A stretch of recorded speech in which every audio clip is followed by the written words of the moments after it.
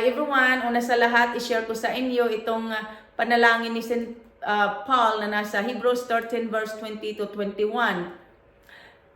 Ang Diyos na pinagmulan ng kapayapaan ay siyang muling bumuhay sa ating Panginoong Hesus na naging dakilang pastol ng mga tupa dahil sa kanyang dugo na nagpapatibay ng walang hanggang tipan.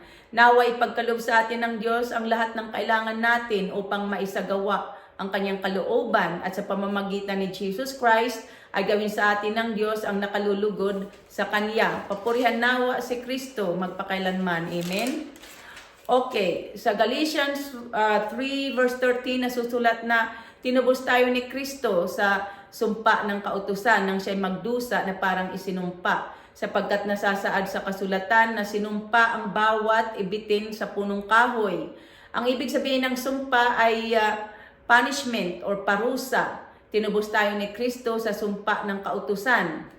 Dahil sa Old Testament, nang ibigay ni Moses ang kautusan, ang 10 utos, ay iginawad niya sa mga tao ang pagpapala at sumpa, pagpapalain ang mga sumusunod sa mga utos ng Diyos, ngunit susumpain ang hindi sumusunod sa mga utos. Nasusulat sa Deuteronomy chapter 11 verse 26 to 28 na pagkatapos ibigay ni Moses ang kautusan, sinabi niya sa mga tao, sa araw na ito itatakda ko sa inyo ang pagpapala at sumpa. Pagpapalain kayo ng Diyos kapag sinunod ninyo ang kanyang mga utos, ngunit susumpain niya kayo kapag sumamba kayo sa ibang Diyos sa halip na sumunod sa mga utos ng Diyos. At sa New Testament naman, sinabi ni St. Paul sa Galatians 3 verse 10 na ang lahat ng nananangan sa pagsunod sa kautusan ay nasa ilalim ng isang sumpa sapagkat sinasabi sa kasulatan na sumpain ang hindi sumusunod sa lahat ng nasusulat sa aklat ng kautusan. Sinabi ni St. Paul na walang taong ibinilang na matuwid sa paningin ng Diyos. Ibig sabihin, walang taong ibinilang na matuwid sa paningin ng Diyos sa pamamagitan ng pagsunod sa mga utos. Sapagkat wala ngang makasunod sa kautusan, walang sino mang makasunod sa mga utos. Dahil kapag nilabag ng tao ang isang utos, nilabag niya lahat ang kautusan, ang 10 utos.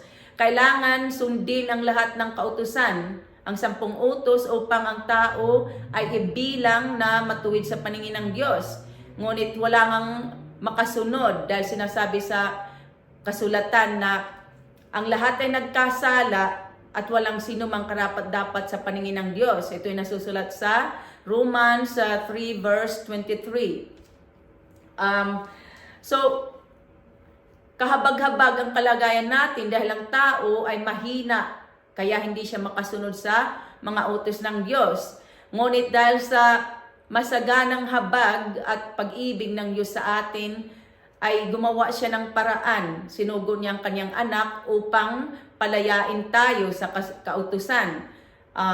Sinasabi sa Galatians 4 verse 4, Galatians 4 verse 4 to 5 na ngunit dumating ang takdang panahon, sinugo ng Diyos ang kanyang anak, isinilang siya ng babae at namuhay sa ilalim ng kautusan upang palayain ang mga nasa ilalim ng kautusan. At sa gayon, tayo'y mabibilang ng mga anak ng Diyos.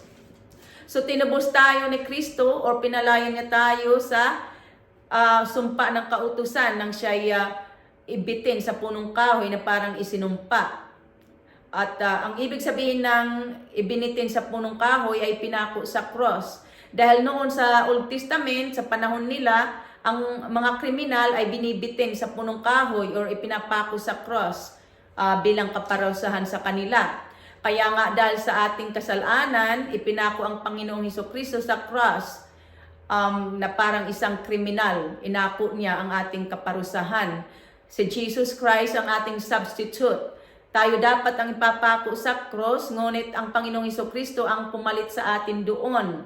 Nasusulat sa 2 Corinthians 5 verse 21 na hindi nagkasala si Kristo, ngunit dahil sa atin, siya ibinilang na makasalanan upang makipag-isa tayo sa Kanya at mapabanal sa harapan ng Diyos sa pamamagitan niya. At sa John 3 verse 36, nasusulat na ang nananalig sa anak or sa ang nananalig sa anak sa Panginoong Hesukristo ay may buhay na walang hanggan. Ngunit ang hindi tumatalima sa anak ay hindi magkakaroon ng buhay, mananatili sa kanya ang puot ng Diyos. So dahil sa ating pananalig sa Panginoong Hesus ay naligtas tayo sa sumpa sa puot ng Diyos. Dahil sa ating pananalig sa Panginoong Hesukristo, tayo ay naging matuwid o napabanal sa paningin ng Diyos. Hindi dahil sa pagsunod sa kautusan or sa sariling pagsisikap. At dahil sa ating pananalig sa Panginoong Hesukristo, tayo ay binigyan ng karapatan na maging anak ng Diyos. Dahil nga naging mga anak tayo, tayo'y naging mga tagapagmana ng mga pagpapalang ipinangako ng Diyos kay Abraham. Sinasabi sa Galatians 3 verse 14 na tinubos tayo ni Kristo upang ang mga pagpapalang ipinangako ng Diyos kay Abraham ay kamtan ng mga hintil or nating lahat, hindi lang ng mga hintil, nating lahat na nananalig. At sa pamamagitan ng ating pananalig kay Kristo, sumaatin ang Espiritong ipinangako ng Diyos. Praise to you, Lord Jesus Christ, King of endless glory.